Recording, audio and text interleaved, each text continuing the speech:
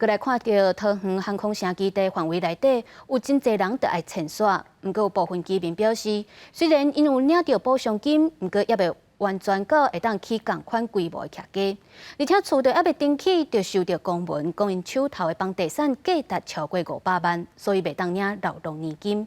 民意代表就认为讲，这个潜耍户是咧配合国家的重大建设，权益无应该爱互人牺牲。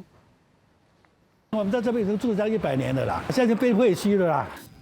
大卖贵死人的厝，怎么为着航空城计划被征收？像呢一栋2层楼高80平的厝，保养费无到500万，因过若要登起这种厝就要开上千万。因过伫咧安地的所在土地也未点高，厝也未起，老农津贴如果因为败户无资格通领，互一寡听前户感觉真无奈。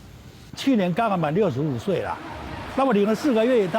我上个月收到说，我现在不能领了，说什么呢？安置结果那个超过500万了啦，也没有老人年金，老人年金也不能领，我也没有劳保，现在什么都没有了啊。他们这些征收户不是自己愿意要去开发，是被政府逼迫，法令呢也要该好好的调整来照顾这些征收户民众的权益。 按照农业农民津贴暂行条例规定，102年清领的人会当继续领农民津贴，无受征收案件影响。102年完蛋了才新领的。若是最近1年个人综合所得伫咧50万以上，或者是个人土地甲厝的计数合起来500万以上，就无法度过领津贴。听清户认为，家己是配合政策搬迁，领补偿金是要摕来起厝的。 虽然已经有领权证，但过无看到地厝也未起，无法度领农民津贴无合理。本项法令是属于中央的全国一致性规定，故如果要调整，还是要由中央机关，